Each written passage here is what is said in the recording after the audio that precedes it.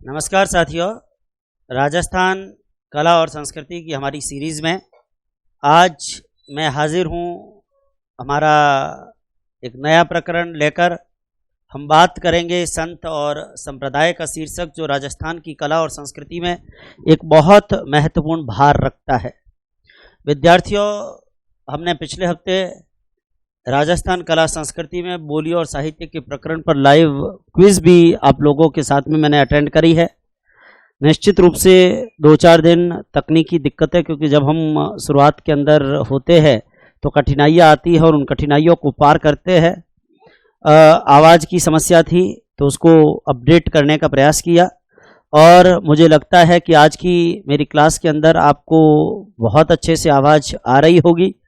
और गौर करिएगा, जब कभी किसी प्रकार की तकनीकी दिक्कत हो तो कमेंट बार बार करने के बजाय आप अगर प्यार से कह दें कि भाई सर आवाज़ में प्रॉब्लम है, क्योंकि आप नहीं उससे ज़्यादा हम भी परेशान होते हैं। लेकिन तकनीक है, ऐसा कोई जादू तो है नहीं कि भाई आपने सुबह क्लास चल रही है और आपने कह दिया आवाज़ सही नहीं है और हाथों हाथ सही हो जाए। थोड़ा समय लगता है, लेकिन निश्चित रूप से उसको सही करके और आपको देने का प्रयास हम लोगों ने किया है।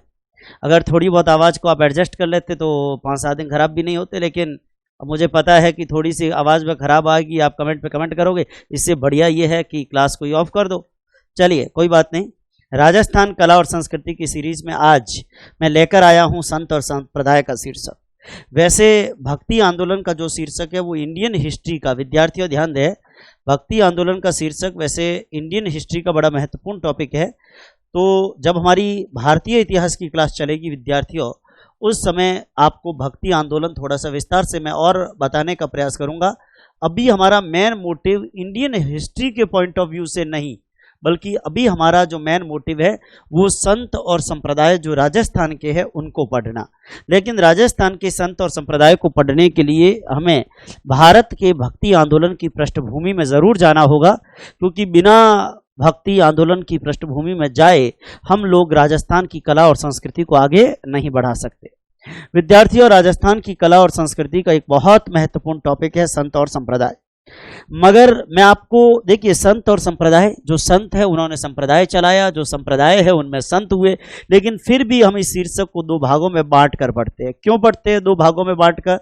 इसलिए पढ़ते हैं ताकि परीक्षा के अंदर जो एक महत्वपूर्ण प्रश्न आता है निर्गुण और सगुण भक्ति धारा, उसके प्रश्न को आप डिस्क्रिमिनेट कर पाए, उसको आप अलग कर पाए, आप उसमें विभेद कर पाए। जब हम संप्रदाय का शीर्षक पढ़ेंगे तो इसमें ज़्यादातर हम ऐसे संतों को रखने का प्रयास करेंगे जिन्होंने सगुण भक्ति धारा के पथ पर चलने का काम किया।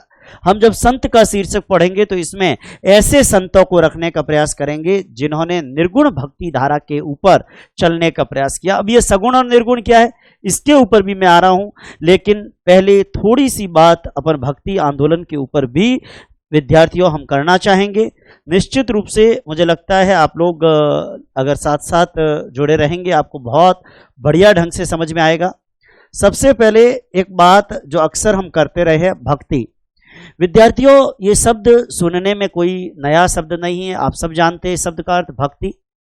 भक्ति शब्द आते ही हम लोग अक्सर दिमाग में लेते हैं कि भगवान का नाम लेना। वैसे मैं आपको जानकारी दे दूं, भक्ति का अर्थ होता है भजना, और भजने का मतलब है उपासना करना। भक्ति अर्थात भजना, और भजना यानी कि क्या भजना? भगवान का नाम भजना, और भगवान का नाम भजते हैं इसका मतलब हम भगवान की क्या कर रहे हैं? उपासना कर रहे हैं। और मैं आपको जानकारी दे दूं, भगवान की उपासना करना इसका मतलब भगवान के प्रति हमारे मन मस्तिष्क में क्या हो रहा है? समर्पण। विद्यार्थियों ध्यान दें, अगर हम भगवान का नाम ले रहे हैं, अगर हम भक्ति कर रहे हैं, इसका मतलब भगवान के प्रति हम क्या हो रहे हैं? डेडिकेट हो रहे हैं। हम ये मानकर बैठे हैं कि मेरा जो कुछ है वो तेरा है। आपको ध्यान हो, जब हम बाबा रामदेव जी के मेले में जाते हैं और भक्त धोख लगाते हुए जाते हैं तो भक्त लोग क्या कहते हैं कि ए साइकिल केरी बाबेरी, ए कपड़ा केरा बाबेरा, ए पानी री बोतल केरी बाबेरी, ए ट्रक केरो बाबेरो। इसका मतलब सब कुछ क्या है? तेरा ही तेरा है, कहते हैं ना। तो इसका मतलब भक्ति का मतलब भजना, और भजने का मतलब उपासना करना, यानी ईश्वर के प्रति समर्पण की भावना। विद्यार्थियों, भक्ति आंदोलन और सूफी आंदोलन भारत के अंदर चर्चित रहे। सूफी आंदोलन की बात तो अभी करूंगा नहीं, क्योंकि मेरा विषय अभी है नहीं, भारतीय इतिहास में जब आऊंगा तब करूंगा। भक्ति आंदोलन की भी विस्तार से बात तब करूंगा जब भारतीय इतिहास पढ़ाऊंगा। लेकिन राजस्थान में संत और संप्रदाय के शीर्षक पर आगे बढ़ूं उससे पहले आपको ये चीज की जानकारी हो कि भारत के अंदर 7वीं और 8वीं शताब्दी के लगभग, भारत में 7वीं और 8वीं शताब्दी के लगभग भक्ति आंदोलन का आगाज हुआ। जरा ध्यान दें, भारत के अंदर 7वीं और 8वीं शताब्दी के लगभग भक्ति आंदोलन का आगाज हुआ। लेकिन विशेष बात ध्यान देने की यह भी है कि भक्ति आंदोलन का आगाज कहां से हुआ। भक्ति आंदोलन का आगाज दक्षिण भारत से हुआ। जरा ध्यान देना, भक्ति आंदोलन का आगाज भारत में कहां से हुआ? दक्षिण भारत में हुआ। और दक्षिण भारत के अंदर भक्ति आंदोलन का जनक जिस व्यक्ति को माना जाता है वो व्यक्ति है आदि गुरु शंकराचार्य। विद्यार्थियों गौर करिएगा, आदि गुरु शंकराचार्य दक्षिण भारत के अंदर भक्ति आंदोलन के जनक माने जाते हैं। और चूंकि भारत में भक्ति आंदोलन की शुरुआत ही दक्षिण भारत से हुई, इसलिए भारत में भी भक्ति आंदोलन का जनक अगर मुझे किसी व्यक्ति को कहना होगा तो मैं निश्चित रूप से वो संत शंकराचार्य को कहूंगा। विद्यार्थियों, उत्तरी भारत में भक्ति आंदोलन के जनक संत रामानंद माने जाते हैं, मगर दक्षिण भारत में भक्ति आंदोलन के जनक आदि गुरु शंकराचार्य है। और चूंकि दक्षिण भारत से ही भारत में भक्ति आंदोलन का आगाज हुआ, इसलिए भारत में भक्ति आंदोलन के जन्मदाता कौन माने जाएंगे? आदि गुरु शंकराचार्य माने जाएंगे। एक बात विद्यार्थियों ध्यान दें, कहते हैं कि दुनिया में बड़ी बड़ी क्रांतियां हुई। हम लोगों ने दुनिया के अंदर फ्रांस की, अमेरिका की क्रांति को भी देखा, और वर्तमान युग के अंदर इंटरनेट की क्रांति और एंड्रॉइड की क्रांति को भी देख रहे हैं। और अब हम जब कोरोना काल में आए हैं तो हम देश की शिक्षा के अंदर डिजिटल क्रांति को भी देख रहे हैं। लेकिन विद्यार्थियों, ये डिजिटल क्रांति वगैरह सब है, मगर दुनिया में एक ऐसी क्रांति है जिसको मौन क्रांति कहते हैं। और वो मौन क्रांति कौन सी है? विद्यार्थियों, भक्ति आंदोलन को दुनिया के अंदर मौन क्रांति कहा जाता है। इसमें कोई दंगा नहीं, कोई फसाद नहीं, इसमें कोई आपको जानकारी हो बड़ा सामाजिक परिवर्तन नहीं दिखता था। लेकिन फिर भी भक्ति आंदोलन ने वो काम किया जो बड़े बड़े आंदोलन नहीं कर पाए। इसीलिए हमने इस शब्द के साथ में शब्द क्या जोड़ा? भक्ति आंदोलन। ध्यान देना, भक्ति आंदोलन हमने एक शब्द यूज कर लिया, भक्ति आंदोलन। दुनिया के बड़े बड़े आंदोलनों से बढ़कर ये एक मौन आंदोलन हुआ, एक मौन क्रांति हुई। और एक ऐसी मौन क्रांति हुई जिसने व्यक्ति के मन मस्तिष्क के ऊपर असर किया, जिसने व्यक्ति की वैचारिक सोच में परिवर्तन लेकर आया, जिसने ये कहा कि भगवान के नाम पर, देखो दुनिया के अंदर अगर हमें क्लेश को मिटाना है तो हमें भगवान का नाम, क्योंकि एक आस्थावादी व्यक्ति होता है ना, वो भगवान का नाम लेता है तो वो पाप से दूर हो जाता है। हमारी आध्यात्मिक शक्ति दुनिया के अंदर हमारी सबसे बड़ी ताकत है, क्योंकि उसी आध्यात्मिक शक्ति ने भारत की संस्कृति को बनाया है। विद्यार्थियों, हमारे राजस्थान में संत और संप्रदाय की बात भी मैं करूंगा, लेकिन आपको पहले जानकारी हो ये मौन क्रांति, ये भक्ति आंदोलन, भारत के अंदर भक्ति आंदोलन का जनक किसे माना जाता है? भारत में भक्ति आंदोलन का जनक आदि गुरु शंकराचार्य को माना जाता है। अगर भारत में आए या दक्षिण भारत में आए, भक्ति आंदोलन के जनक कौन है? आदि गुरु शंकराचार्य। विद्यार्थियों, दक्षिणी भारत में 7वीं और 8वीं शताब्दी के अंदर, लेकिन उत्तरी भारत के अंदर ये भक्ति आंदोलन जो है वो आपको जानकारी हो, उत्तर भारत में 13वीं शताब्दी के अंत और 14वीं शताब्दी के लगभग ये भक्ति आंदोलन आया। उत्तरी भारत के अंदर 13वीं और 14वीं शताब्दी के लगभग ये भक्ति आंदोलन आया। और मैं आपको जानकारी देना चाहूंगा, उत्तर भारत के अंदर भक्ति आंदोलन का जनक किसे माना जाता है? उत्तर भारत के अंदर जनक आचार्य रामानंद, वही रामानंद जो कबीरदास जी के गुरु हुए। विद्यार्थियों, उत्तर भारत में भक्ति आंदोलन का जनक किसे माना जाता है? आचार्य रामानंद को माना जाता है। अपने को अब बात समझ में आई होगी कि 7वीं और 8वीं शताब्दी के लगभग भारत में भक्ति आंदोलन की शुरुआत हुई। भारत में भक्ति आंदोलन कहां से शुरू हुआ? दक्षिण भारत में। भारत में भक्ति आंदोलन की शुरुआत दक्षिण भारत से हुआ, ध्यान देना। और दक्षिण भारत में भक्ति आंदोलन के प्रवर्तक कौन है? आदि गुरु शंकराचार्य। ये एक महत्वपूर्ण बात हमारे को आदि गुरु शंकराचार्य के ऊपर भी ध्यान रखनी है। मैं यहां थोड़ा सा जिक्र आपको आदि गुरु शंकराचार्य के ऊपर भी अगर करूं विद्यार्थियों बहुत महत्वपूर्ण बात है और इसलिए मैं आदिगुरु शंकराचार्य को छोड़ नहीं सकता। ये आदिगुरु शंकराचार्य, विद्यार्थियों आपको जानकारी हो, आदिगुरु शंकराचार्य की जब हम बात करते हैं, कहते हैं कि आदिगुरु शंकराचार्य भारत में भक्ति आंदोलन के जनक हुए। आदिगुरु शंकराचार्य जिनका जन्म 788 ईस्वी में केरल के कल्लारी जगह के ऊपर हुआ। विद्यार्थियों ध्यान दीजिएगा, ऐसा माना जाता है कि इनका जन्म 788 ईस्वी के अंदर, और कहां हुआ? कल्लारी। कल्लारी लिखिए या कलारी लिखिए, केरल के अंदर। और केरल कहां है? आप सबको ध्यान है, दक्षिणी भारत के अंदर है। दक्षिण भारत के अंदर केरल के कल्लारी जगह पर 788 ईस्वी के अंदर आदि गुरु शंकराचार्य पैदा हुए। और आदि गुरु शंकराचार्य, अगर आपने दर्शन शास्त्र पढ़ा है तो आदि गुरु शंकराचार्य का माया सिद्धांत भी पढ़ा होगा। और विद्यार्थियों, आदि गुरु शंकराचार्य ने कहते हैं कि अद्वैतवाद मत का समर्थन किया। मैं अभी आपको इसी वीडियो में या अगले वीडियो में ये बताऊंगा कि वैष्णव संप्रदाय के अंदर द्वैतवाद, द्वैताद्वैतवाद, शुद्धाद्वैतवाद, विशिष्टाद्वैतवाद, वैसे ही आदि गुरु शंकराचार्य का जो मत था, उस मत को हम क्या कहते हैं? अद्वैतवाद मत कहते हैं। अद्वैतवाद, देखो दर्शन शास्त्र पढ़ा था तो मैं आपको बताता कि एक का मतलब केवल आत्मा है, एक का मतलब आत्मा और परमात्मा, आत्मा परमात्मा या एक जीव और एक परमात्मा, ये दो है, ये द्वैतवाद हो गया। फिर शुद्धाद्वैतवाद, विशिष्टाद्वैतवाद। लेकिन हमारा पेपर सब्जेक्टिव नहीं है, इसलिए मैं शिक्षाओं पर भी ज्यादा नहीं जाऊंगा। और मैं आपको भारतीय इतिहास जब बताऊंगा तो अद्वैतवाद, द्वैतवाद की थोड़ी गहराई में भी जाने का प्रयास करेंगे। हालांकि वो गहराई भी दर्शन शास्त्र का विषय होता है, लेकिन फिर भी आपको जानकारी हो, अद्वैतवाद सिद्धांत जो आदि गुरु शंकराचार्य ने दिया, और इस सिद्धांत के अंदर उन्होंने क्या कहा? उन्होंने कहा इस दुनिया में केवल ब्रह्म ही सत्य है। इस दुनिया में ब्रह्म ही सत्य है, बाकी जगत क्या है? मिथ्या। ये जगत केवल माया है, ये जगत, आपको जानकारी हो, ये जगत मिथ्या है। ये चर्चा आदि गुरु शंकराचार्य करते थे। आदि गुरु शंकराचार्य कहते थे ये जगत तो मिथ्या है, ये जगत हमारा केवल ब्रह्म है।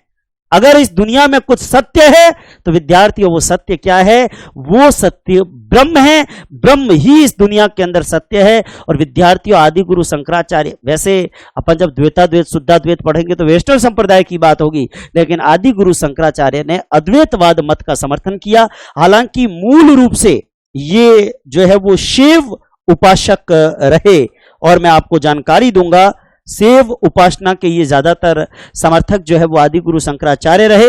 लेकिन शिव उपासक रहे इसका मतलब ये नहीं कि अलग अलग भगवानों को मानने की बात करते थे। ये कहते थे कि इस दुनिया के अंदर केवल ब्रह्म ही सत्य है। और विद्यार्थियों, आपको जानकारी हो, इन्होंने एकेश्वरवाद के मत के प्रबल समर्थक रहे। ये कहते थे कि इस दुनिया में एक ही ईश्वर है और वो ईश्वर शिव है, वो ईश्वर शिव है। एकेश्वरवाद के ये समर्थक रहे।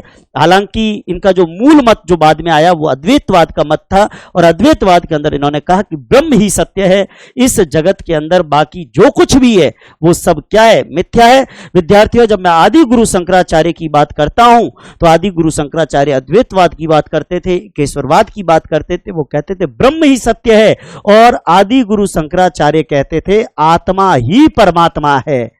गौर करिए, आत्मा ही परमात्मा है, आत्मा ही परमात्मा है। आपको जानकारी हो, ये इस आत्मा को परमात्मा से अलग नहीं मानते थे आदि गुरु शंकराचार्य। गौर करिएगा, थोड़ी बहुत अपन पृष्ठभूमि में भी बात करेंगे।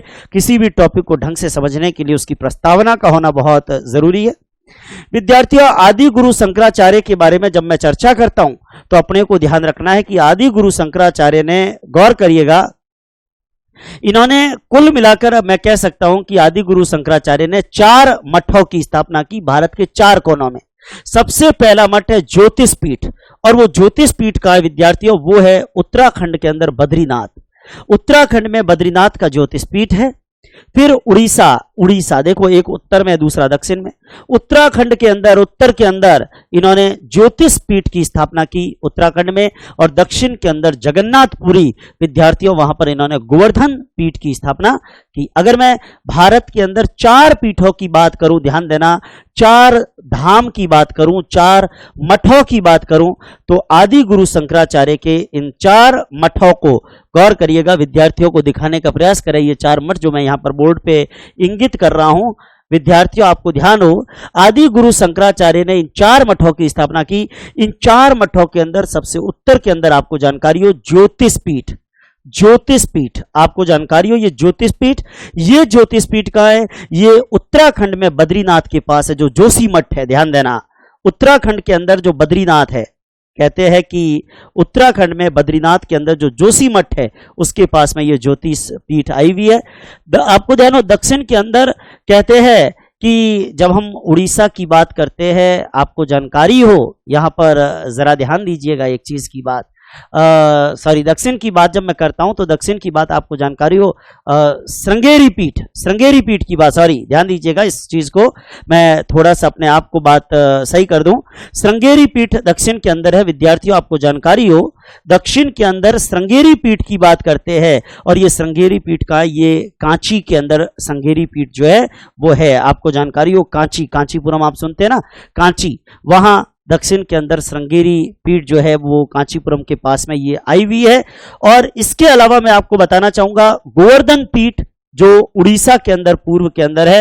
विद्यार्थियों आपको जानकारी हो, गोवर्धन पीठ, हालांकि एकदम पूर्व में नहीं है, दक्षिण पूर्व में, लेकिन हम पूरा उत्तर दक्षिण पूर्व पश्चिम के हिसाब से बात करें तो मैं गोवर्धन पीठ की बात कर रहा हूं। ये गोवर्धन पीठ उड़ीसा के अंदर है, विशेष रूप से मैं कह सकता हूं जगन्नाथपुरी वाली पीठ गोवर्धन पीठ। और विद्यार्थियों एक पीठ आती है जिसको शारदा पीठ कह रहा हूं, और ये शारदा पीठ कहां है? विद्यार्थियों आपको जानकारी हो, ये शारदा पीठ है द्वारिका के अंदर, गुजरात के अंदर। आदि गुरु शंकराचार्य के द्वारा, गौर करिएगा, इन 4 पीठों की, 4 मठों की स्थापना की गई। ये विशेष रूप से आप इस तथ्य को ध्यान में रख के और समझने का प्रयास करिएगा। विद्यार्थियों आपको जानकारी हो, जब मैं आदि गुरु शंकराचार्य की बात करता हूं तो आदि गुरु शंकराचार्य, विद्यार्थियों गौर करिए, आदि गुरु शंकराचार्य ने कहते हैं कि 4 मठों की स्थापना की, 4 पीठों की स्थापना की। 4 मठ या 4 पीठ जो आदि गुरु शंकराचार्य ने स्थापित किए, उसके अंदर अपने को ध्यान रखना है। उत्तराखंड के अंदर बद्रीनाथ ज्योतिष पीठ है, उड़ीसा के अंदर पुरी के पास में, विद्यार्थियों आपको जानकारी हो, गोवर्धन पीठ है, और आपको जानकारी हो दक्षिण के अंदर श्रृंगेरी पीठ है, कांचीपुरम के पास कह दो या रामेश्वरम के पास कह दो, तमिलनाडु के अंदर ये श्रृंगेरी पीठ है। इधर गुजरात के अंदर द्वारिका के पास शारदा पीठ है, और इधर उड़ीसा के अंदर पुरी के पास गोवर्धन पीठ। हमारे विद्यार्थी सब देख चुके हैं, ध्यान दीजिएगा, वापस एक बार देख ले सभी विद्यार्थी। बद्रीनाथ उत्तराखंड कौन सी पीठ है? ज्योतिष पीठ। उड़ीसा पुरी, वैसे दक्षिण पूर्व है, दक्षिण पूर्व है, लेकिन चूंकि हम अगर 4 दिशाएं कहे तो हमने इसको पूर्व की तरफ, दक्षिण पूर्व की तरफ मान लिया। गोवर्धन पीठ उड़ीसा में पुरी के पास है, इधर कांची या रामेश्वरम के पास श्रृंगेरी पीठ है, और इधर द्वारिका गुजरात के अंदर कौन सी पीठ है? शारदा पीठ है। हालांकि जब भारतीय इतिहास आऊंगा तो मैं इसके ऊपर विस्तार से आपको लेकर चलूंगा, लेकिन विद्यार्थियों आदि गुरु शंकराचार्य जिन्हें स्मृति संप्रदाय का प्रवर्तक भी माना जाता है, आपको जानकारी हो, आदि गुरु शंकराचार्य जिन्हें स्मृति संप्रदाय का प्रवर्तक भी माना जाता है। आदि गुरु शंकराचार्य जिनका जन्म 788 ईस्वी के अंदर हुआ, जिनका जन्म कल्लारी केरल में हुआ, जो दक्षिण भारत से बिलोंग करते थे, जिन्होंने अद्वैतवाद मत का समर्थन किया, जिन्होंने कहा ब्रह्म ही सत्य है, जिन्होंने कहा जगत मिथ्या है, जिन्होंने कहा आत्मा ही परमात्मा है, जो शिव उपासक होते हुए एकेश्वरवाद के भी समर्थक रहे, जिन्होंने भारत के 4 कोनों में 4 पीठों की स्थापना की। ज्योतिष पीठ उत्तराखंड बद्रीनाथ के अंदर, उड़ीसा में पुरी गोवर्धन पीठ, कांची के पास आपको ध्यान हो श्रृंगेरी पीठ, और इधर पश्चिम के अंदर द्वारिका, गुजरात के अंदर शारदा पीठ। विद्यार्थियों ये महत्वपूर्ण रूप से आदि गुरु शंकराचार्य की बात की। आदि गुरु शंकराचार्य को भारत के अंदर भक्ति आंदोलन, या तो भारत में कह दूं, और चूंकि भारत के अंदर भक्ति आंदोलन का शुरुआत दक्षिण भारत में हुआ, इसलिए इनको भारत के अलावा, दक्षिण भारत के अलावा पूरे भारत का भी भक्ति आंदोलन का पिता माना जा सकता है। पूरे भारत में अगर मुझे भक्ति आंदोलन का पिता कहना हो तो मैं किसे मानूंगा? विद्यार्थियों आदि गुरु शंकराचार्य को मानूंगा। एक बात मैं और कह देता हूं कि भारत के बाद जब भक्ति आंदोलन की करते हैं तो उस जमाने के अंदर जब भारत में भक्ति आंदोलन प्रारंभ हुआ, विद्यार्थियों गौर करिएगा, भारत के अंदर कहते हैं कि 2 प्रकार के संत हुआ करते थे। भारत में जब भक्ति आंदोलन शुरू हुआ तो कहते हैं कि 12 आलवार संत थे दक्षिण भारत में, ध्यान देना, दक्षिण भारत में 12 आलवार संत थे और 63 नयनार संत थे। मैं अभी आपको आलवार संत और नयनार संतों की गहराई में नहीं लेकर जा रहा हूं। बाकी जब भारतीय इतिहास पढ़ाऊंगा तो ये भी बताऊंगा कि इकलौता वो नयनार संत कौन है, आलवार संत में किस किस के एकमात्र महिला नयनार संत कौन है, या फिर आलवार महिला संतों में आलवार संतों में कौन हुई है। लेकिन अभी केवल इतना बता रहा हूं कि 12 आलवार संत है, 63 नयनार संत है।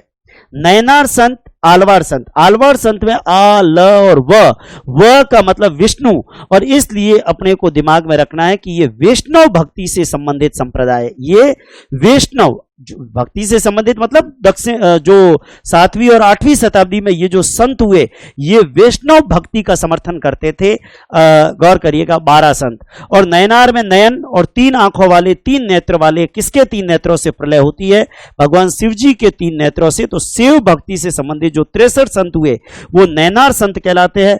कहते हैं कि उस जमाने के अंदर जब भक्ति आंदोलन का आगाज हुआ और शंकराचार्य ने एकेश्वरवाद का समर्थन किया, वो जमाना था जब 12 आलवार संत और 63 नयनार संत थे, और उनके बीच में कुछ जो आलवार थे वो कहते थे विष्णु प्रधान है, नयनार थे वो कहते थे शिव प्रधान है, और फिर उसके निष्कर्ष के रूप में एकेश्वरवाद का मत आया, और फिर वहां से भक्ति की अलग अलग धाराएं जो है वो चल पड़ी। लेकिन इनकी बात अपन भारतीय इतिहास के अंदर गहराई से करेंगे।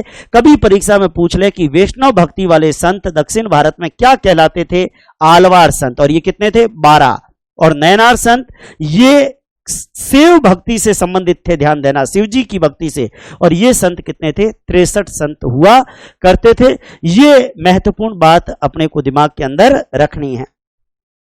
लेकिन एक छोटी सी बात मैं और कर रहा हूं, जब भक्ति आंदोलन भारत के अंदर चला तो इस भक्ति आंदोलन के अंदर क्या इसकी खास बातें रही, और इस भक्ति आंदोलन की 2 प्रमुख धाराएं कौन सी थी?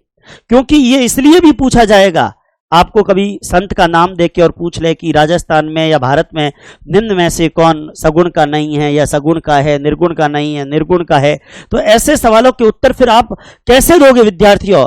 आपको बहुत अच्छे से समझना होगा, और तभी आप जो है वो इस प्रकार के प्रश्नों के उत्तर दे पाओगे। विद्यार्थियों, भक्ति आंदोलन की बात जब मैं करता हूं तो सबसे पहले तो मैं आपको ये बताना चाहूंगा, इसकी कुछ प्रमुख विशेषताओं के ऊपर मैं आपको लेकर चल रहा हूं। सबसे पहली विशेषता, इस भक्ति आंदोलन के दौरान 2 धाराएं प्रचलित रही। कितनी धाराएं? 2 धाराएं। एक धारा विद्यार्थियों भक्ति आंदोलन के दरमियान एक भक्ति धारा हुई निर्गुण भक्ति की धारा, और दूसरी भक्ति धारा हुई सगुण भक्ति की धारा। जरा ध्यान दें, एक भक्ति धारा निर्गुण भक्ति की धारा हुई और दूसरी भक्ति धारा सगुण भक्ति की धारा हुई। विद्यार्थियों, भक्ति आंदोलन की बात करें तो भक्ति आंदोलन के अंदर 2 धाराएं सबसे प्रमुख रही, एक निर्गुण भक्ति धारा और एक सगुण भक्ति धारा। विद्यार्थियों, जब मैं बात निर्गुण भक्ति धारा की करता हूं तो निर्गुण भक्ति धारा का मतलब और सगुण भक्ति धारा का मतलब क्या होता है, इसको समझने का जरा आप प्रयास करिएगा, आपको जानकारी हो। निर्गुण का मतलब भक्ति की वो धारा, और इस चीज को बड़ा अच्छे से समझना, निर्गुण का मतलब है भगवान का कोई विशेष रूप नहीं, और सगुण का मतलब है भगवान का विशेष रूप। मैं आपको आपकी भाषा में समझाता हूं। आप में से अगर हिंदी साहित्य के विद्यार्थी है तो उन्होंने बड़ी गहराई से पढ़ा होगा, लेकिन मैं आपकी भाषा में आपको समझा रहा हूं कि भगवान सगुण मतलब भगवान के किसी विशेष गुण के साथ, और निर्गुण मतलब भगवान के किसी विशेष गुण के बिना। आपको जानकारी हो, जरा ध्यान दे, आपको यहां पर महत्वपूर्ण बात ध्यान देनी है। भक्ति आंदोलन के अंदर जब मैं बात करता हूं तो विशेष रूप से अपने को ध्यान रखना है, एक निर्गुण भक्ति धारा है और दूसरी भक्ति धारा कैसी है? सगुण भक्ति धारा। निर्गुण भक्ति धारा के अंदर विशेष रूप से मैं एक बात आपको कहना चाहूंगा कि निर्गुण भक्ति धारा में भगवान के किसी विशेष रूप या किसी विशेष गुण की बात नहीं होती है। भगवान को परब्रह्म माना जाता है, भगवान को निर्गुण निराकार माना जाता है। इसमें निर्गुण निराकार परब्रह्म की पूजा होती है। इसमें क्या होता है? निर्गुण निराकार परब्रह्म की पूजा, निर्गुण निराकार पर ब्रह्म, उसकी पूजा यहां पर की जाती है। जबकि सगुण के अंदर भगवान के किसी विशेष रूप या विशेष गुण की पूजा होती है, भगवान के किसी विशेष गुण के आधार पर पूजा। आपको जानकारी हो, भगवान के किसी विशेष गुण या नाम के साथ पूजा। मैं अगर इसको दूसरे तरीके से आपको समझाना चाहूं, जैसे उदाहरण के तौर पर मैं 4-5 यहां पर संतों के नाम लेता हूं, जैसे मीराबाई का नाम लिया, जैसे कबीरदास जी का नाम लिया, जैसे उदाहरण के तौर पर मैं नाम ले लेता हूं संत रामानंद जी का, जैसे मैं नाम ले लेता हूं संत दादू दयाल जी का, आपको जानकारी हो जैसे मैं नाम ले लेता हूं संत पीपा जी का, मैं नाम ले लेता हूं निम्बारकाचार्य जी का, मैं नाम ले लेता हूं संत वल्लभाचार्य जी का। अब आपको जानकारी हो मैंने इतने सारे नाम लिखे, आपको यह बताना है कि किस भगवान की पूजा करते थे। अगर मैं यहां आपको जानकारी हो, अगर मैं यहां जिक्र करूंगा मीराबाई का, आप में से कोई भी कह देगा मीरा कृष्ण की भक्ति करती थी, तो कृष्ण की भक्ति करती थी यानी भगवान के किसी विशेष नाम के साथ, विशेष गुण के साथ, भगवान के किसी विशेष रूप के साथ हमने पूजा की। इसका मतलब मीराबाई कौन सी भक्ति धारा में हुई? सगुण। अगर मैं बात कबीरदास जी की करता हूं, अगर मैं पूछूं कबीर किसकी भक्ति करते थे, आप कहोगे वो भगवान की भक्ति करते थे, लेकिन मैं पूछता हूं कौन से भगवान की, आप सब मुंह पे अंगुली कर लोगे यानी कि चुप हो जाओगे। इसका मतलब कबीर की भक्ति धारा कैसी है? निर्गुण। क्योंकि कबीर परब्रह्म की पूजा करते थे लेकिन विशेष भगवान का नाम नहीं लेते थे। रामानंद की बात करता हूं, मैं पूछूंगा कि रामानंद कौन से भगवान की पूजा करते थे, आप सभी कह दोगे कि रामानंद राम की पूजा करते थे। रामानंद वैष्णव संप्रदाय के जो है वो अनुयायी रहे, तो इसका मतलब सिंपल सी बात है, इनकी भक्ति धारा कैसी हुई? सगुण भक्ति धारा हुई। इनकी भक्ति धारा कैसी हुई? सगुण भक्ति धारा हुई।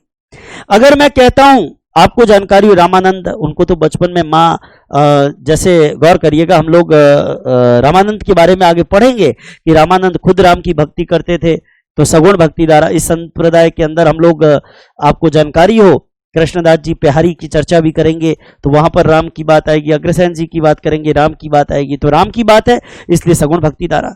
दादू दयाल ये भगवान की पूजा करते थे लेकिन कौन से भगवान? नाम नहीं पता, इसलिए कैसी भक्ति धारा? निर्गुण। पीपा जी भगवान की भक्ति करते थे लेकिन कौन से भगवान नहीं पता, इसलिए निर्गुण।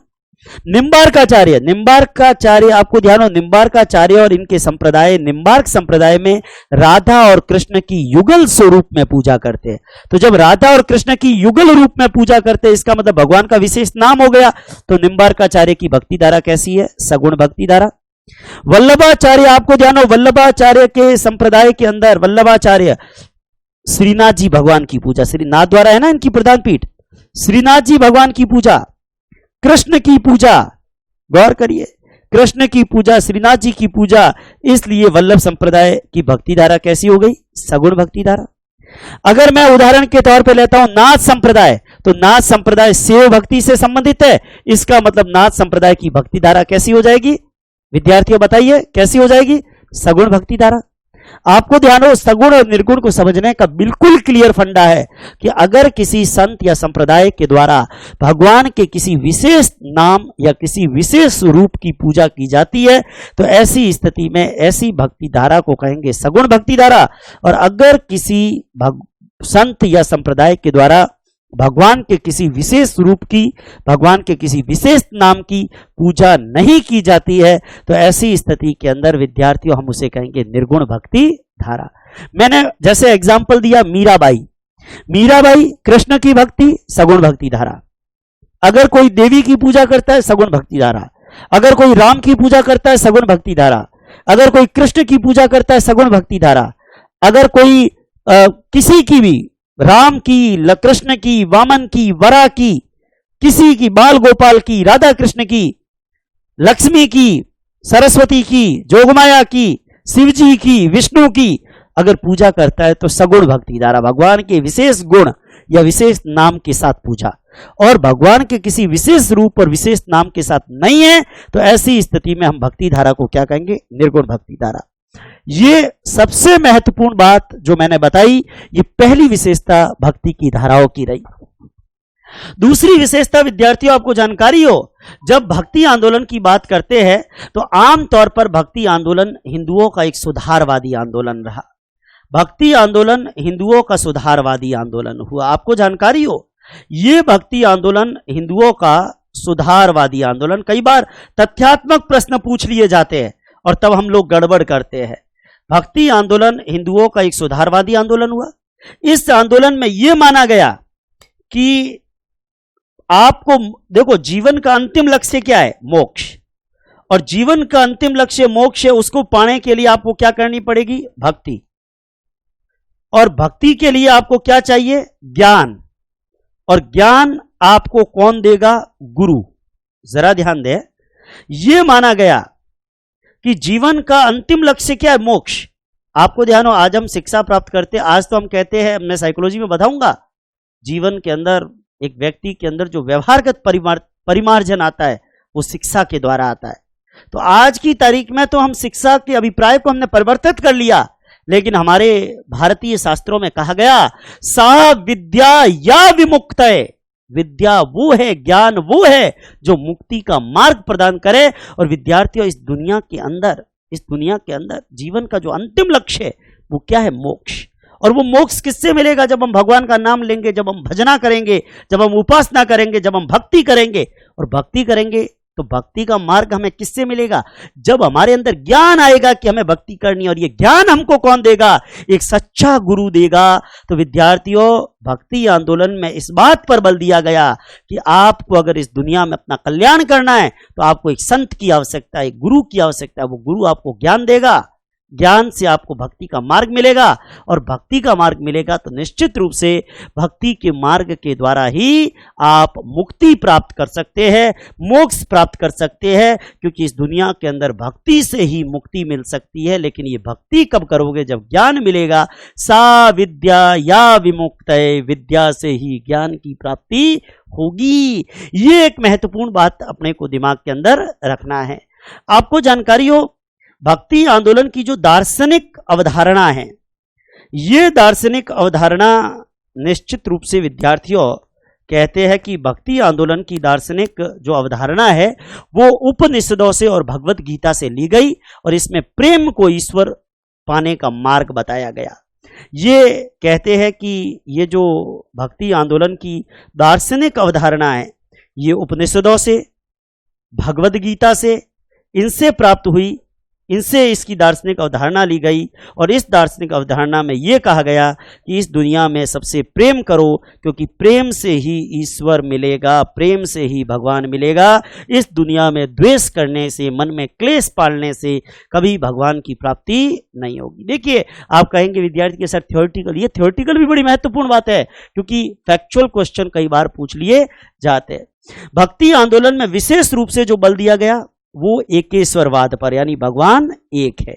हालांकि आपको जानकारी हो, एकेश्वरवाद, बहुदेववाद, एकाधिदेववाद, ये तमाम धारणाएं जो है समय के अनुसार चली, जिसकी बात हम भारतीय इतिहास जब पढ़ेंगे तो निश्चित रूप से उसके अंदर हम लोग जो है वो करने का प्रयास करेंगे। और विद्यार्थियों, एक बात मैं यहां पर यह भी बताना चाहूंगा, भक्ति आंदोलन की एक महत्वपूर्ण बात यह भी रही कि इसमें जाति और धर्म के विभेद को मिटाते हुए एक समतावाद। देखो, भक्ति आंदोलन हिंदू धर्म से खड़ा हुआ, सूफी आंदोलन मुसलमान धर्म से खड़ा हुआ, लेकिन न तो भक्ति आंदोलन ने कहा कि किसी जाति के प्रति प्रेम और दूसरे से नफरत रखो, न सूफी आंदोलन ने यह कहा कि एक से प्रेम और दूसरे से नफरत रखो।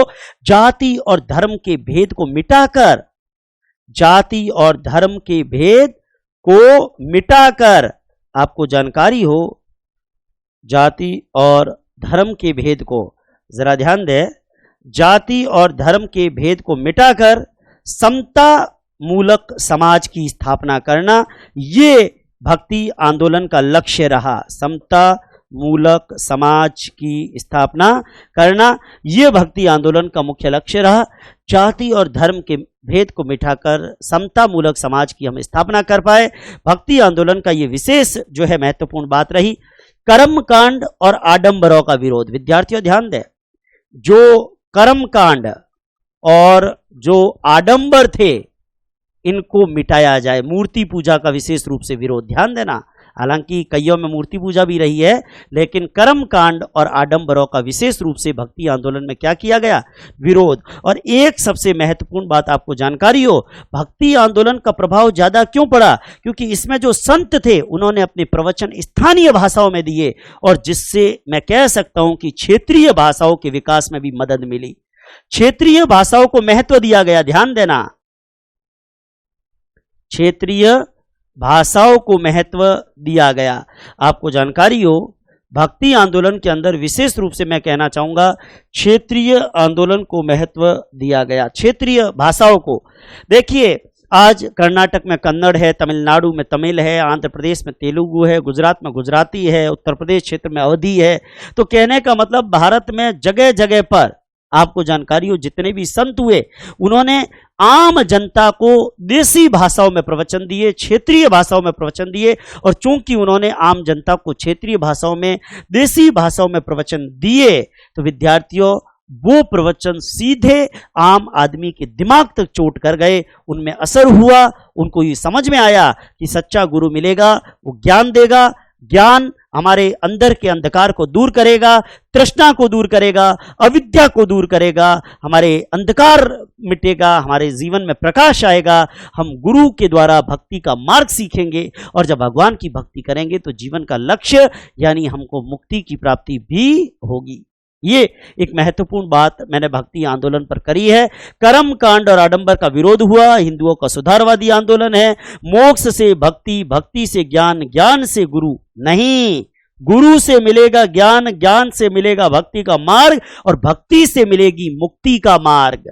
दार्शनिक अवधारणा उपनिषद और भगवत गीता से ली गई है और जिसमें कहा गया कि ईश्वर को पाने के लिए प्रेम के रास्ते को इख्तियार करो, जाति और धर्म के भेद को मिटाकर समता मूलक समाज की स्थापना करो। और विद्यार्थियों सबसे महत्वपूर्ण बात, इस भक्ति आंदोलन के द्वारा क्षेत्रीय भाषाओं का विकास भी देखने को मिला। क्यों मिला? क्योंकि जो संत हुए उन्होंने लोगों को अपनी बात क्षेत्रीय भाषाओं में कही और जब लोगों को अपनी बात क्षेत्रीय भाषाओं में कही तो निश्चित रूप से उन बातों ने लोगों के जीवन के ऊपर जो है वो असर करने का काम किया। ये एक महत्वपूर्ण बात जो है अपने को दिमाग के अंदर रखनी है। गौर करिएगा, अब हम लोग एक काम करेंगे इस टॉपिक के अंदर, बेसिक जो मैंने प्रस्तावना पृष्ठभूमि आपको बताई, इस पृष्ठभूमि के बाद जब मैं अगले पेज के ऊपर चलता हूं, विद्यार्थियों आपको जानकारी हो, इस पेज के ऊपर मैं आपको एक महत्वपूर्ण तथ्य की ओर आपका ध्यान जो है वो अग्रेसित करना चाहूंगा। और मैं आपको अग्रेसित करना चाहूंगा। क्या हुआ? कोई? हाँ, गौर करिए, मैं आपको एक महत्वपूर्ण बात की तरफ आपका ध्यान जो है वो ले जाना चाहूंगा और वो बात आपको जानकारी हो। अब हम इस टॉपिक पर जब आगे बढ़े तो इस टॉपिक को हम दो भागों में डिवाइड कर लेते हैं भक्ति धाराओं के हिसाब से। सगुण वाले जो कराऊंगा वो संप्रदाय में कराऊंगा, निर्गुण वाले वो संत के शीर्षक में कराऊंगा, और कुछ अन्य संत है जिनकी सगुण और निर्गुण की बात नहीं, जिन पे केवल थोड़ी थोड़ी बातें ध्यान रखनी है, वो अपन एक अन्य संत का हेडिंग लगाकर उसमें अपन चर्चा कर लेंगे, जिसमें अपने को सगुण निर्गुण में बांटने की आवश्यकता नहीं है। सबसे पहले विद्यार्थियों में आपको ले जाना चाहूंगा, गौर करिएगा, भक्त संप्रदायों के शीर्षक पर जब मैं आपको लेकर चलूं तो मैं आपको यहां पर विशेष रूप से गौर करिएगा, संप्रदाय के शीर्षक में विशेष रूप से अपन तीन भागों के अंदर इसको डिवाइड कर लेते हैं। गौर करिएगा, एक शैव संप्रदाय, और मैं आपको एक चीज बता दूं, संप्रदाय में सबसे पहले मैं वही भक्ति धारा के संप्रदाय या संतों को लेने का प्रयास कर रहा हूं जो विशेष रूप से कौन सी भक्ति धारा रखते हैं? सगुण। वैसे तो संप्रदाय और संत के शीर्षक को डिफरेंस करने का कोई मतलब ही नहीं है, क्योंकि संप्रदाय में संत हुए और संतों ने संप्रदाय चलाए, मगर फिर भी हम इस शीर्षक को दो भागों में डिवाइड कर लेते हैं। तो संप्रदाय में हम सगुण वाले पढ़ सके और संत में निर्गुण वाले, ताकि आपको भी ये याद रहे कि सर ने ये संत का हेडिंग, जैसे शैव संप्रदाय, कापालिक संप्रदाय, पाशुपत संप्रदाय, जो संप्रदाय का हेडिंग निम्बार्क संप्रदाय, तो संप्रदाय का हेडिंग जहां भी लगा है वहां जो संत आएंगे वो सब सगुण वाले, उसमें भगवान के नाम वाले, विशेष नाम वाले, विशेष रूप वाले, और संत के हेडिंग में जो संत आएंगे वो निर्गुण भक्ति धारा वाले जो है वो संत आएंगे। संप्रदाय में सबसे पहले शैव ले लेंगे, शैव के बाद अपन विद्यार्थियों गौर करिएगा शैव संप्रदाय ले लेंगे। इसी शैव संप्रदाय का नवीनतम रूप यानी कि नाथ संप्रदाय की चर्चा भी कर लेंगे। शैव संप्रदाय का ही रूप है लेकिन नया रूप है, पुराने काल के जो 4 प्रकार के शैव संप्रदाय, फिर शैव संप्रदाय का नवीनतम रूप नाथ संप्रदाय, ये भी एक प्रकार का क्या है? शिव जी की भक्ति से संबंधित है, यानी शैव ही है। उसके बाद विद्यार्थियों तीसरा आता है शाक्त। तो शाक्त पर तो विशेष ज्यादा बात करनी नहीं है, लोक देवियों के शीर्षक में अपनी बात चलेगी। शाक्त का मतलब है जो शक्ति की उपासना करे, जो देवी की उपासना करे, वो शाक्त संप्रदाय। नाथ संप्रदाय भगवान शिव जी से संबंधित है, शिव है। और शैव संप्रदाय में भी किसकी उपासना होती है? शिव जी की होती है। और चौथे नंबर पर हम ले लेंगे वैष्णव संप्रदाय। जब मैं वैष्णव संप्रदाय लूंगा तो वैष्णव संप्रदाय का मतलब जिसमें विष्णु या विष्णु के किसी अवतार की पूजा हो, या तो विष्णु की या विष्णु का कोई भी अवतार, राम हो सकता है, कृष्ण हो सकता है, उनकी पूजा हो। तो विशेष रूप से जब मैं वैष्णव संप्रदाय लूंगा तो वैष्णव संप्रदाय में अपन वल्लभ की भी बात करेंगे, इसमें अपन निम्बार्क की भी बात करेंगे, ध्यान दें, इसमें अपन निम्बार्क की भी बात करेंगे, इसके अंदर अपन माधव गौड़ीय की भी बात करेंगे। इस वैष्णव संप्रदाय में अपन रामानुज की भी बात करेंगे, रामानुज संप्रदाय। इसमें अपन रामानंदी संप्रदाय की भी चर्चा करेंगे। और विद्यार्थियों इसके अंदर अपन मीरा के दासी संप्रदाय की भी बात करेंगे, मीरा का दासी संप्रदाय। ये जो भी हमारी टॉक होगी विद्यार्थियों ध्यान देना, ये सारी टॉक हमारी होगी संप्रदाय के शीर्षक में। जरा ध्यान से देखिए, संप्रदाय के शीर्षक के अंदर आपको जानकारी हो, सबसे पहले संप्रदाय जिसमें अपन विशेष रूप से बात करेंगे सगुण भक्ति धारा की, शिव जी से संबंधित। नाथ संप्रदाय जो शैव संप्रदाय का एक नवीनतम रूप है, इसमें शिव जी से संबंधित। शाक्त जिसमें शक्ति या देवी की पूजा, ये टॉपिक अपना विशेष रूप से अगला प्रकरण लोक देवी देवता आएगा तो लोक देवी के शीर्षक में जिक्र हो जाएगा। फिर संप्रदाय के शीर्षक में वैष्णव मतलब विष्णु या उनके किसी अवतार की पूजा, चाहे राम की, कृष्ण की, वामन की, वराह की, किसी की भी पूजा, तो उसमें रामानुज आएंगे, रामानंद आएंगे, वल्लभ आएंगे, निम्बार्क आएंगे, माधव गौड़ीय आएंगे, मीरा का दासी संप्रदाय आएगा। ये सारे संप्रदाय विद्यार्थियों गौर करिए, ये सारे संप्रदाय अपन जो है वो वैष्णव संप्रदाय के अंदर विशेष रूप से चर्चा करने वाले हैं। ये सब वैष्णव संप्रदाय से संबंधित है। शाक्त में कोई बहुत ज्यादा इंपॉर्टेंट बात नहीं है, लेकिन ये पूरा जो शैव और नाथ इसके अंदर, और शैव संप्रदाय जब अपन बात करेंगे तो इसमें विशेष रूप से कापालिक संप्रदाय। देखो वैसे तो 4 प्रकार के हैं, लेकिन राजस्थान के हिसाब से 2 है, एक कापालिक और एक पाशुपत। राजस्थान के हिसाब से शैव संप्रदाय कितने हैं? 2 प्रकार के हैं राजस्थान के अनुसार, कापालिक और पाशुपत संप्रदाय। तो हम इनकी भी चर्चा करने वाले हैं। गौर करिएगा, हमारे विद्यार्थियों को एक बार बोर्ड की स्क्रीन दिखा दीजिए ताकि देख पाए कि संप्रदाय के अंदर विशेष रूप से आपको जानकारी हो। शैव संप्रदाय कापालिक और पाशुपत में, नाथ है वो भी शैव का ही है, शाक्त लोकदेवी के शीर्षक में पढ़ेंगे। वैष्णव संप्रदाय में रामानुज, वल्लभ, निम्बार्क, माधव गौड़ीय, रामानंदी, मीरा का दासी संप्रदाय, ये सारी चर्चा हमारी जो है वो होने वाली है। गौर करिए, अब अगली कड़ी के अंदर मैं आ रहा हूं शैव संप्रदाय। गौर करिए, आगे बढ़ रहे हैं अपन। अगली कड़ी के अंदर विद्यार्थियों आपको जानकारी हो, सबसे पहले मैं जो संप्रदाय यहां पर ले रहा हूं शैव संप्रदाय। जरा ध्यान दें, शैव संप्रदाय की बात करता हूं मैं, तो शैव संप्रदाय का जिक्र जब मैं करता हूं तो आम तौर पर शैव संप्रदाय का मतलब या शैव धर्म का मतलब क्या है? भगवान शिव जी की उपासना करने वाले शैव कहलाते हैं। ध्यान देना, भगवान शिव जी की उपासना करने वाले क्या कहलाते हैं? शैव। शैव का मतलब है, शैव का मतलब एप्पल से मत ले लेना विद्यार्थियों, शैव का मतलब वो लोग जो भगवान शिव जी की उपासना से संबंधित है, भगवान शिव की पूजा से संबंधित है, भगवान शिव की उपासना करने वाले संप्रदाय क्या कहलाते हैं? शैव संप्रदाय कहलाता है। और देखिए, भगवान का कोई विशेष रूप या विशेष नाम, भगवान का कोई विशेष रूप या विशेष नाम शिव आया, इसलिए अपने को ध्यान रखना है ये कैसी भक्ति धारा से संबंधित है। विद्यार्थियों गौर करिए, ये कैसी भक्ति धारा से संबंधित है? ये सगुण भक्ति धारा से संबंधित है। शैव संप्रदाय में भगवान शिव जी का नाम लिया है अपने, इसलिए भक्ति धारा कैसी हो गई? सगुण भक्ति धारा। और विद्यार्थियों गौर करिए, यह संप्रदाय भगवान शिव जी की उपासना से संबंधित है। और इसलिए मैं आपका ध्यान यहां पर आकर्षित करना चाहूंगा कि भगवान शिव जी की उपासना से संबंधित है शैव संप्रदाय। विशेष रूप से प्राचीन काल में अगर इस संप्रदाय की बात करूं तो यह संप्रदाय 4 भागों के अंदर बांटा हुआ होता था। और जब 4 भागों के अंदर आपको जानकारी हो, जब 4 भागों के अंदर बंटा हुआ ये भाग होता था, तो मैं यहां पर आपको जानकारी देना चाहूंगा कि ये शैव संप्रदाय विशेष रूप से अगर हम लोग चर्चा करें तो अपने को दिमाग के अंदर रखना है कि कापालिक, पाशुपत, सेव संप्रदाय विशेष रूप से 4 भागों के अंदर जो है वो बंटा हुआ होता था। एक है कापालिक, दूसरा है पाशुपत संप्रदाय या जिसको लकुलीस संप्रदाय कहते हैं, पाशुपत संप्रदाय या जिसको क्या कहते हैं, लकुलीस संप्रदाय।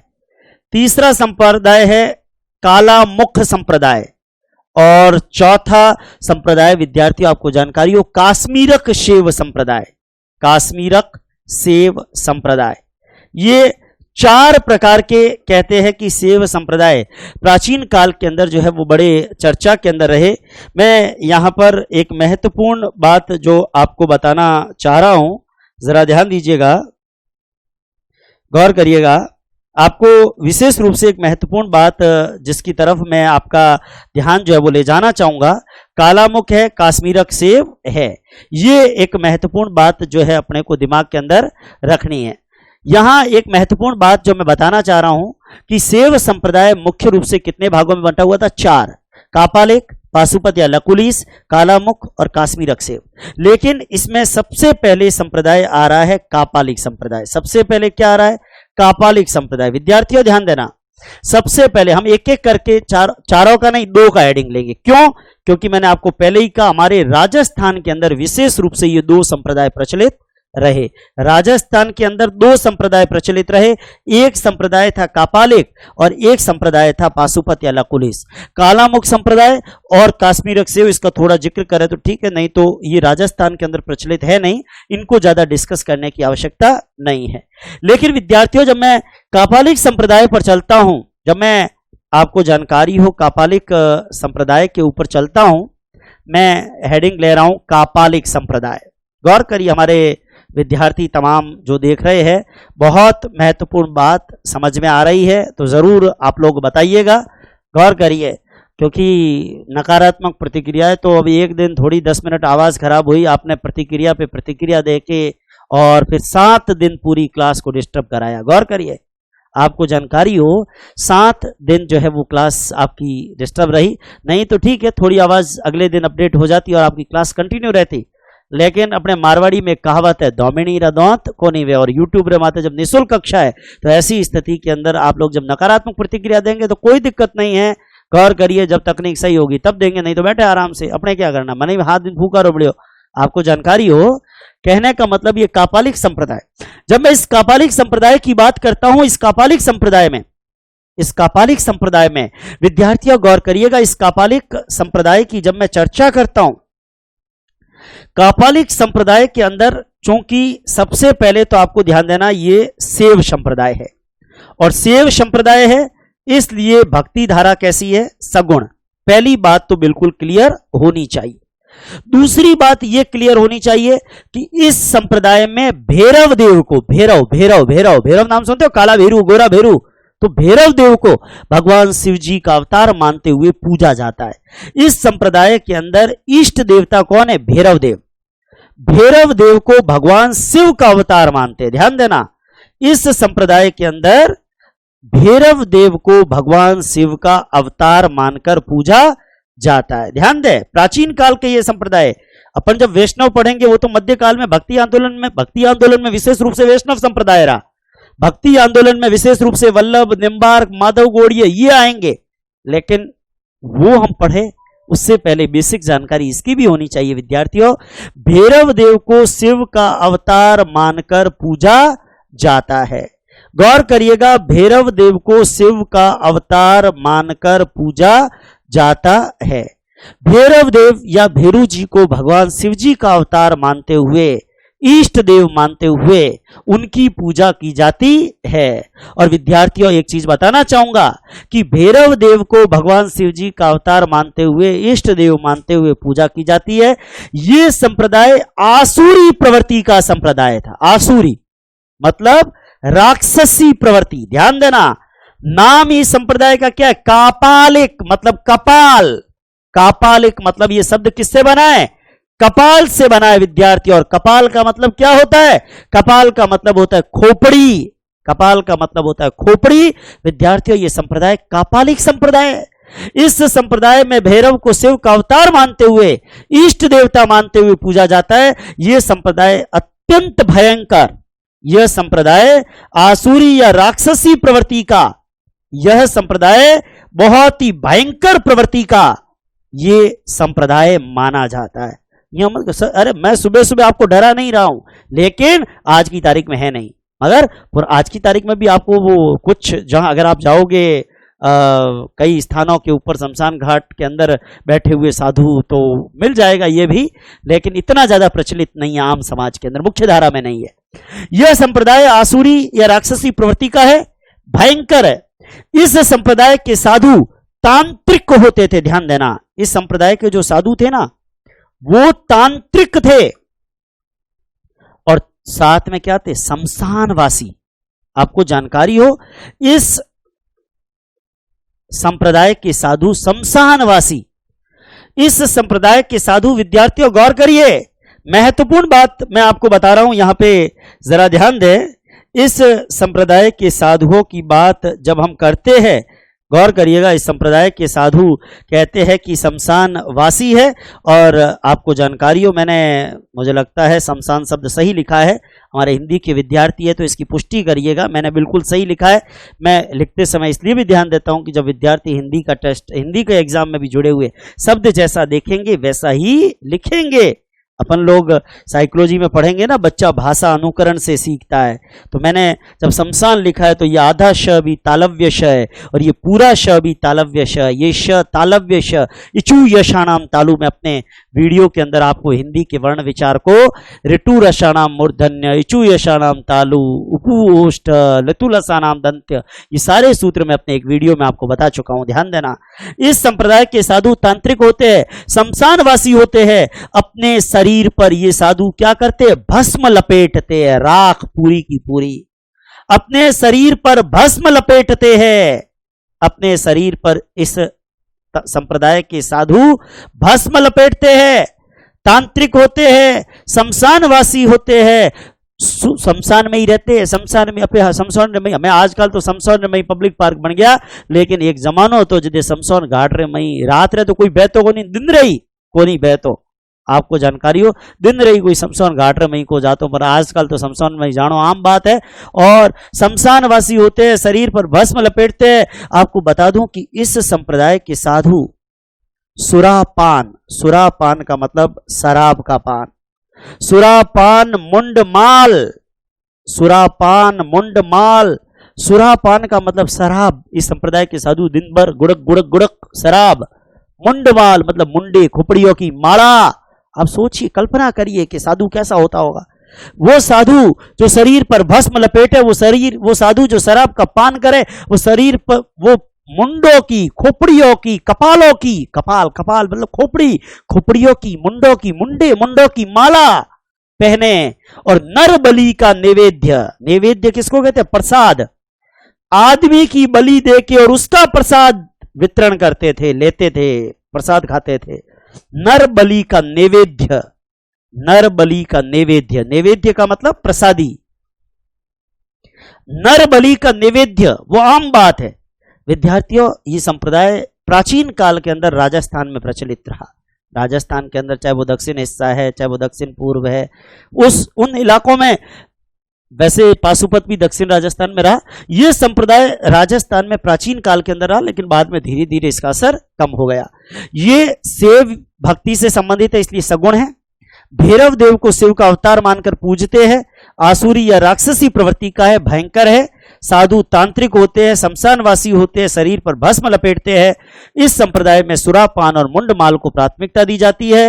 नर बलि का नैवेद्य एक आम बात है इस संप्रदाय की, लेकिन विद्यार्थियों गौर करिए, मैं एक दूसरे संप्रदाय पर भी आ रहा हूं, राजस्थान में जो प्रचलित है, गौर करिएगा, उस संप्रदाय की भी चर्चा करूंगा।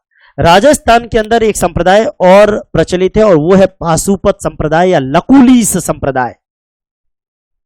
विद्यार्थियों ध्यान दें, पाशुपत संप्रदाय या जिसको मैं कह रहा हूं लकुलीस संप्रदाय, पाशुपत संप्रदाय या जिसको मैं कह रहा हूं लकुलीस संप्रदाय। विद्यार्थियों, यह संप्रदाय राजस्थान में विशेष रूप से दक्षिणी राजस्थान में प्रचलित रहा। जितने भी शिव मत है विद्यार्थियों गौर करिए, उसमें यह सबसे पुराना संप्रदाय है। जितने भी शिव मत है उन शैव मत के अंदर प्राचीनतम संप्रदाय, ध्यान देना, शैव मत जितने भी है उसमें ये सबसे पुराना संप्रदाय माना जाता है, ये सबसे प्राचीन संप्रदाय माना जाता है। दूसरा, इस संप्रदाय के प्रवर्तक लकुट मुनि लकुलीस, आपको ध्यान हो, इस संप्रदाय का प्रवर्तक लकुलीस को माना जाता है। और जब मैं बात लकुलीस की करता हूं तो आपको बताना चाहूंगा कि ये लकुलीस शब्द लकुट शब्द से बना है। ये लकुलीस शब्द किससे बना है? लकुट शब्द से बना है। और विद्यार्थियों गौर करिएगा, ये लकुलीस संप्रदाय लकुट शब्द से बना है और लकुट का मतलब होता है दंड। दंड, लकुट का अर्थ क्या होता है? दंड। दंड मतलब डंडा। आपको ध्यान हो, पाशुपत संप्रदाय जिसको लकुलीस संप्रदाय कहते हैं, और आपको जानकारी हो ये लकुलीस संप्रदाय जिसके प्रवर्तक हुए मुनि लकुलीस, और मुनि लकुलीस की बात जब मैं करता हूं तो विद्यार्थियों, मुनि लकुलीस की बात जब मैं करता हूं तो अपने को ध्यान रखना है कि ये लकुलीस, जो लकुट शब्द से ये लकुलीस शब्द बना है, और लकुट शब्द का अर्थ क्या होता है? दंड होता है। और विद्यार्थियों जब आप इस संप्रदाय की बात करेंगे तो इस संप्रदाय के अंदर एक खास बात क्या है कि इस संप्रदाय के अंदर, विद्यार्थियों ध्यान देना, इस संप्रदाय के प्रवर्तक लकुलीस, और लकुलीस शब्द लकुट से बना है। और जब मैं बात लकुट की करता हूं, लकुलीस की करता हूं, कहते हैं कि ये भगवान शिव के 24वें अवतार के रूप में माने जाते हैं। लकुलीस भगवान शिव के 24वें अवतार के रूप में माने जाते हैं। और विद्यार्थियों अगर आपको ज्यादा जानकारी नहीं हो, मैं बता दूं, बाड़मेर के किराड़ू से, वो किराड़ू कह दो, किरातकूप कह दो, जिसको राजस्थान का खजुराहो कहते हैं, वो किराड़ू विद्यार्थियों गौर करिएगा, राजस्थान के अंदर बाड़मेर जिले के अंदर स्थित एक जगह जो बहुत पहले गुर्जर प्रतिहारों का भी गढ़ रहा, परमारों का भी गढ़ रहा, वो किराड़ू जहां पर सोमेश्वर का मारू गुर्जर शैली का प्राचीन मंदिर है, वो किराड़ू जहां से पंच गणेश की प्रतिमा भी प्राप्त हुई है, वो किराड़ू जहां से लकुलीस की भी एक प्रतिमा हमको प्राप्त हुई है। विद्यार्थियों ये लकुलीस भगवान शिव के 24वें अवतार के रूप में पूजे जाते हैं। और आपको बताना चाहूंगा इस संप्रदाय का शब्द लकुलीस, और ये लकुलीस लकुट शब्द से बना है। लकुट शब्द किससे बना है? दंड से बना है। इस संप्रदाय के साधु हाथ में दंड धारण करते हैं। विद्यार्थियों ये जो संप्रदाय के प्रवर्तक है ना लकुलीस, ये भी हाथ में दंड धारण करते थे, और इसलिए इस संप्रदाय के संत भी हाथ में दंड धारण करते। दिन में कई बार हाथ में दंड धारण करेंगे, फिर स्नान करेंगे, फिर हाथ में दंड धारण करेंगे, फिर भगवान की पूजा करेंगे। किसकी पूजा? शिव की पूजा। और चूंकि शिव की पूजा है, इसका मतलब भक्ति धारा कैसी हो गई? सगुण। शिव की करे, राम की करे, कृष्ण की करे, विष्णु की करे, बाल गोपाल की करे, भक्ति धारा सगुण की होगी। आपको ध्यान हो, कबीर को हमने निर्गुण किया क्योंकि कबीर भगवान की पूजा करते थे, लेकिन जब मैं सवाल पूछता हूं कौन से भगवान, हम मुंह पे अंगुली धारण कर लेते हैं। दादू दयाल को निर्गुण कहते हैं क्योंकि दादू दयाल भगवान की पूजा करते हैं, लेकिन जब मैं पूछता हूं कौन से भगवान, हम मुंह पे अंगुली धारण कर लेते हैं। लेकिन जब मैं मीरा की बात करता हूं, आप तुरंत कह दोगे वो कृष्ण की भक्ति, इसका मतलब भक्ति धारा कैसी थी? सगुण। जब मैं रामानंद की बात करता हूं, आप कह दोगे सगुण भक्ति धारा, क्योंकि वो राम के पुजारी थे, राम की पूजा करते थे। विद्यार्थियों वैसे ही शिव जी की पूजा है, इसलिए पाशुपत संप्रदाय या लकुलीस कौन सी भक्ति धारा से संबंधित है? सगुण। इसके प्रवर्तक लकुलीस भगवान शिव के 24वें अवतार, जिनकी मूर्ति किराड़ू में भी प्राप्त होती है। विद्यार्थियों लकुट शब्द का अर्थ है दंड। इस संप्रदाय के संत क्या करेंगे? सबसे पहले स्नान। तो आप कहोगे कि स्नान तो मैं ही करो, ये कई मोटी बात है, लेकिन मोटी बात यह है कि स्नान करे, फिर हाथ में धारण करेंगे दंड, और हाथ में धारण करेंगे दंड, और फिर भगवान शिव की करेंगे पूजा। लेकिन विद्यार्थियों बड़ी बात ये नहीं है, बड़ी बात ये है कि इसके ऊपर पावर लगा देता हूं एन। गौर करिएगा, पावर एन का मतलब दिन में कई बार, हर बार रूटीन यही। इस संप्रदाय के संत स्नान करते हैं, हाथ में दंड धारण करते हैं, भगवान शिव की पूजा करते हैं, फिर वापस स्नान करते हैं, वापस हाथ में दंड धारण करते हैं, फिर भगवान शिव की पूजा करते हैं, फिर स्नान करते हैं, फिर आत्मदंड धारण करते हैं, फिर भगवान की पूजा करते हैं। इसका मतलब ये फ्रीक्वेंसी हो रही है, आवृत्ति हो रही है। और विद्यार्थियों, ये इस पाशुपत संप्रदाय के संतों की खास बात रही। पाशुपत संप्रदाय या लकुली संप्रदाय के संतों की ये खास बात रही। लेकिन एक बात आपको और बताना चाहूंगा, गौर करिएगा। पाशुपत संप्रदाय की बात जब मैं करता हूं या लकुलीस संप्रदाय की जब मैं बात करता हूं, तो राजस्थान के अंदर, विशेष रूप से दक्षिणी राजस्थान में इनका प्रचलन रहा। प्राचीन काल के अंदर, मध्यकाल के अंदर, 7वीं 8वीं शताब्दी के लगभग भी, विशेष रूप से मेवाड़ क्षेत्र के अंदर। और अगर आपने और ज्यादा नहीं तो मेवाड़ क्षेत्र में एक संत का नाम तो आपने जरूर सुना होगा। और विद्यार्थियों गौर करिए, मेवाड़ क्षेत्र में वो संत हारित ऋषि के नाम से जाने जाते हैं। मेवाड़ क्षेत्र के अंदर एक संत का नाम आपने जरूर सुना होगा। और विद्यार्थियों, वो संत कौन से है? वो संत हारित ऋषि है।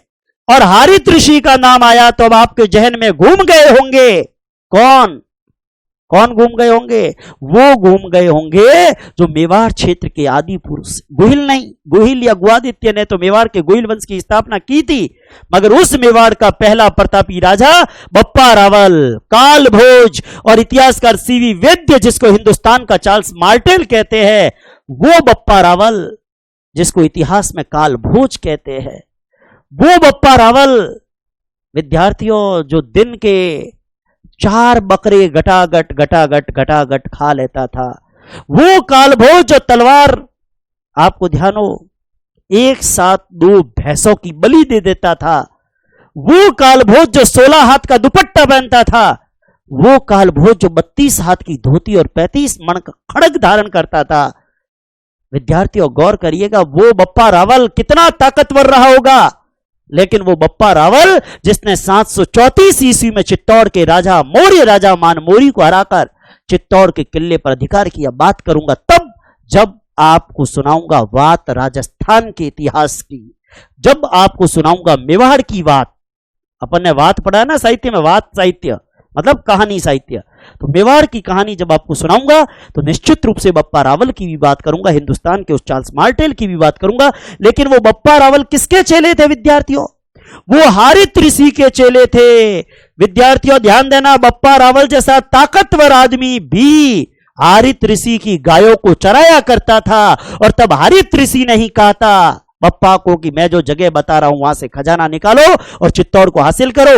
तो हारित ऋषि ने बप्पा रावल के लिए, आपको ध्यान हो, हारित ऋषि ने बप्पा रावल के लिए भगवान एकलिंग जी, एकलिंग जी कौन है? शिव जी तो है। भगवान एकलिंग जी की तपस्या की थी हारित ऋषि ने। और एकलिंग जी की तपस्या हारित ऋषि ने खुद के लिए नहीं की, अपने चेले के लिए की। किसके लिए? बप्पा रावल के लिए। क्योंकि इतना ताकतवर आदमी जब उस गुरु की गायों को चराए तो उस गुरु का अपने चेले पर खुश होना लाजमी था। और गुरु ने कहा कि अब मैं तेरे लिए भगवान की भक्ति करूंगा। और उस गुरु ने, उस हारित ऋषि ने बप्पा रावल के लिए जब एकलिंग जी की तपस्या की और एकलिंग जी प्रसन्न हुए और कहा बोल तेरे को क्या चाहिए? उसने कहा मेरे को कुछ नहीं चाहिए, मेरा चेला है बप्पा, इसके लिए जो कुछ कर सकते हो कर लो। और ऐसा करो कि इसकी 7 नहीं 70 पीढ़ियां कभी भूखी ना मरे। आपको ध्यान हो, एकलिंग जी ने जब आशीर्वाद दिया और उसके अनुसार हारित ऋषि ने बप्पा को गाइड किया, बप्पा ने एक निर्दिष्ट स्थान से खजाना निकाला, अपनी सेना तैयार की और सेना तैयार करके चित्तौड़ के मौर्य राजा मानमोरी को हराकर चित्तौड़ का किला जीता। वो 734 ईस्वी के अंदर चित्तौड़ के किले को जीता। और 1947 में मेवाड़ के राजा महाराणा भूपाल सिंह तक कहते हैं कि कितने ही राजा आए और गए, 2-3 बार जरूर मेवाड़ का चित्तौड़ इनके हाथ से फिसला, लेकिन वापस इनके हाथ में आ गया। आपको ध्यान हो, ये मेवाड़ की धरती पर लगातार राज करते रहे। लगभग 80 राजाओं की निर्विघ्न श्रृंखला ने मेवाड़ पर राज किया, लेकिन फिर भी चित्तौड़ इनकी विरासत में बना रहा। विद्यार्थियों, ये बप्पा रावल को किसका आशीर्वाद था? हारित ऋषि का आशीर्वाद था। गड़बड़ केवल एक हुई, जब हारित ऋषि भगवान के घर जाने वाले थे और यमराज आए धरती पर, हारित ऋषि को यम का विमान लेकर उड़ रहा था। हारित ऋषि ने बप्पा को आवाज लगाई, बप्पा दौड़ता दौड़ता गया, लेकिन हारित ऋषि ने ऊपर विमान से देखते देखते, देखो ये तो किंवदंतियां है और किंवदंतियों की आप सोचो कि इतिहास में पुष्टि होगी, ऐसा संभव नहीं है। लेकिन यम का विमान जा रहा था और हारित ऋषि ने अपने मुंह में जो पीक थी, थूक थी, वो वैसे कोरोना संक्रमण काल में थूकना मना है, लेकिन उस समय मना नहीं था। उन्होंने थूका और बप्पा के ऊपर थूक गिरने वाली थी। बप्पा ने अपना सिर जो है वो दूर ले लिया, या यूं कहूं कि बप्पा पहले तो ऊपर देख रहा था, उसके बप्पा के मुंह में वो पीक गिर जाती, लेकिन उसने अपने मुंह को हटाया, उसके शरीर पर जाकर पीक गिरी। हारित ऋषि ने कहा कि अगर ये तेरे मुंह में गिर जाती या ये अपने निर्दिष्ट स्थान पे चली जाती तो तेरा राज्य हमेशा के लिए अमर हो जाता, लेकिन अब भी कुछ नहीं, तूने मेरी इतनी सेवा की है, संघर्षों का सामना तो करते रहोगे, जो महाराणा प्रताप ने भी किया, जो राणा सांगा ने भी किया, और जो सामना मेवाड़ वाले करते रहे, लेकिन तेरा राज्य बड़ा चिरस्थायी होगा। विद्यार्थियों, ये किंवदंती है जो मैंने आपको सुनाई, लेकिन इतना ध्यान रखें कि बप्पा रावल के ये गुरु हारित ऋषि किस संप्रदाय से संबंध रखते थे। परीक्षा में पूछा भी गया एक बार। हारित ऋषि का संबंध पाशुपत संप्रदाय से रहा। और विद्यार्थियों, चूंकि हारित ऋषि ने एकलिंग जी की तपस्या की और एकलिंग जी के आशीर्वाद से बप्पा रावल मेवाड़ के प्रतापी महाराणा के रूप में स्थापित हुए, चित्तौड़ को मौर्य राजा मानमोरी से हासिल किया, इसी कारण बप्पा रावल ने इस संप्रदाय का एक भव्य मंदिर का निर्माण कैलाशपुरी में करवाया। ध्यान देना, बप्पा रावल ने एक भव्य मंदिर का निर्माण करवाया। और वो मंदिर कौन सा है विद्यार्थियों? वो मंदिर है भगवान एकलिंग जी का मंदिर। और आपने जब मेवाड़ का इतिहास सुनाऊंगा, आपको एक बात बताऊंगा, मेवाड़ वाले खुद को कभी राजा नहीं कहते थे, महाराणा कहते थे। और वो कहते थे कि हम तो एकलिंग जी के दीवान हैं, राज्य तो धरती पर एकलिंग जी का है, हम तो इस धरती पर केवल उनके प्रतिनिधि के रूप में राज्य कर रहे हैं। विद्यार्थियों, ये बप्पा रावल जिन्होंने एक भव्य मंदिर एकलिंग जी के मंदिर का निर्माण कराया, और परीक्षा में यह सवाल पूछा जाता है कि एकलिंग नाथ जी का मंदिर बप्पा रावल ने कहां बनाया था। वो जगह है उदयपुर राजसमंद बॉर्डर पे, लेकिन जगह कैलाशपुरी कौन से जिले के अंदर है? उदयपुर जिले के अंदर वो जगह है कैलाशपुरी। और विद्यार्थियों, बप्पा रावल ने इस एकलिंग जी का भव्य मंदिर कैलाशपुरी में बनाया। और ध्यान रखना, मेवाड़ के जितने भी राणा और महाराणा हुए, जितने भी रावल और महाराणा हुए, वो आपको ध्यान हो, पहले रावल और फिर सिसोदिया शाखा में महाराणा, ये खुद को किसका दीवान मानते थे? एकलिंग जी का दीवान मानते थे। ध्यान देना। और ये जो एकलिंग जी का मंदिर है कैलाशपुरी में, ये कौन से संप्रदाय से संबंधित है? ये पाशुपत संप्रदाय से संबंधित है। चलिए, बहुत सारी बात मैंने कर ली। तीसरा और चौथा संप्रदाय काश्मीरक और कालामुख, जो राजस्थान में प्रचलित नहीं था, जिसकी चर्चा मैं नहीं करूंगा, लेकिन अगला जब हमारा क्लास आएगा तो कल, तो अगले क्लास में मैं चर्चा करने वाला हूं, आपको ध्यान हो, सेव संप्रदाय के नवीनतम रूप यानी कि नाथ संप्रदाय की। शाक्त संप्रदाय में ज्यादा कुछ नहीं, वो लोकदेवी के शीर्षक में चर्चा करेंगे। लेकिन एक बात करने वाला हूं, द्वैतवाद का मत किसने दिया, द्वैतवाद का मत किसने दिया, शुद्धाद्वैतवाद का मत किसने दिया, विशिष्टाद्वैतवाद का मत किसने दिया, ये सारे, और ये बाकायदा ट्रिकों के माध्यम से, जादुई फंडों के माध्यम से मैं सारी चीजें आपको बताने वाला हूं। विद्यार्थियों, बोली और साहित्य से संबंधित सारे वीडियो मैंने प्राइवेट कर दिए हैं, आप लोगों ने पढ़े हैं तो बहुत अच्छी बात है। ये वीडियो टाइम पर पढ़ लीजिएगा, लेकिन नहीं तो प्रकरण पूरा होने के बाद ये वीडियो भी हट जाएंगे। धन्यवाद। जय हिंद।